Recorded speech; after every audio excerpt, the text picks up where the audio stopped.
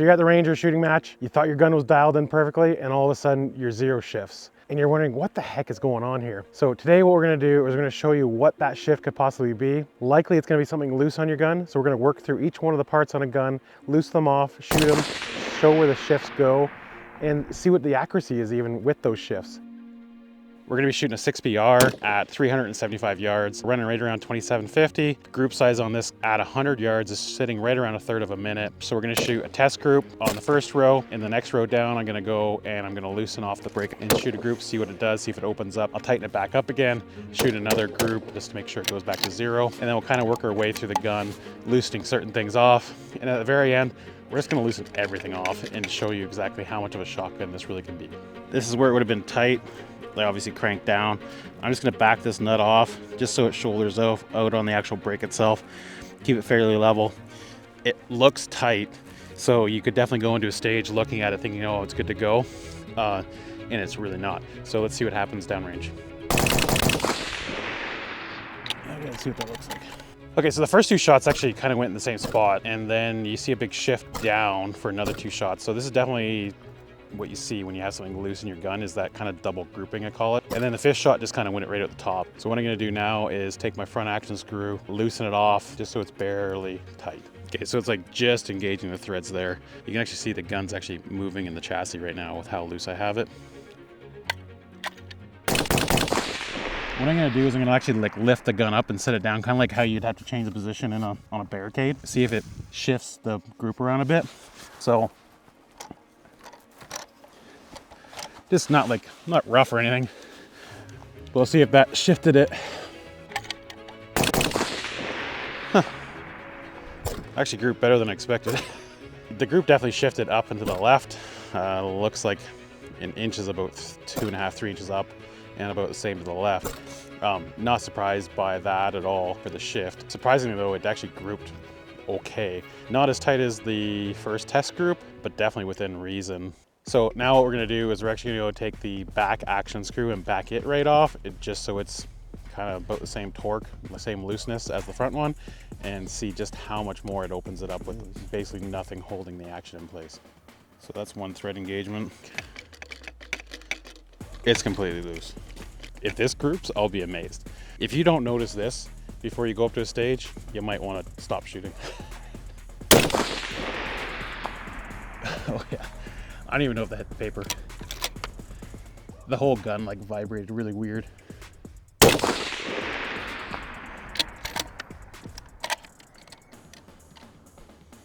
It's not feeding the rounds properly.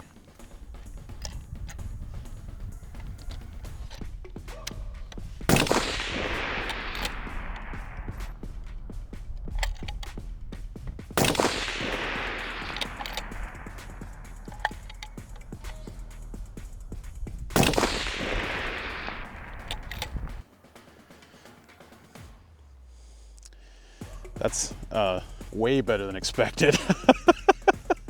The action was so loose that I actually had to like hold the action down so I could get the proper spacing for my mag so I could actually feed the rounds in. From the paper here, it looks like it shot about 2 inches wide and 1.5 inches tall. Like, that's ridiculous. It was low, looks like about 6 inches low, but way better than expected. Just torquing these screws back down and putting back pressure to make sure the recoil lug's seated. I'm gonna shoot a quick group here to show that it returned to zero, and then we're gonna unseat the recoil lug and see what happens. I'm gonna take this to 65 inch-pounds. I have a feeling that it's gonna seat itself and then the group will tighten back up. But we've been pretty surprised at what we've seen downrange all day today, so hard to say for sure.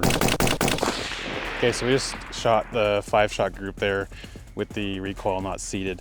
Probably the most interesting group we've shot so far today. First shot went way low actually into the group below. It walked up probably about 1/3 of the way and hit directly low again. The next shot was exactly where I was aiming at the top of the diamond. Fourth shot went at the left and the other one kind of went right beside it in line though. By far the largest group I've actually shot today, and actually what I thought would have been one of the better groups. We'll go and reseat the lug, kind of see if it's reseated itself, if the actual action drops back at all when I loosen the screws off, or if it kind of walked itself back. So I think it seated itself. It didn't move much, just other than it loosening off. I'll put back pressure on it now. Yeah, that's where it should be. Okay, so right now we're gonna go and loosen off the scope here. I'm gonna like just make it snug with my fingers because I know enough times I've gone and put a scope on, snugged it up, went to go do something else in the reloading room, and then come back and forget that I hadn't torqued it down. Then we'll see what this does at 375 yards. They're all kind of in the ballpark of like a, I don't know, 2x3 or 3x3 block. Huh. I don't know, maybe that BR is just the most accurate round in the world and doesn't really matter how loose your stuff is.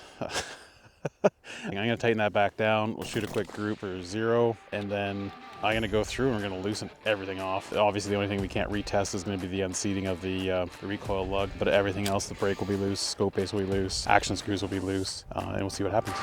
Yeah, I'm making plays. Y'all know where to find me. You be looking center stage. 24/7, we ain't never taking breaks. Got a lot to learn, think you better know the game.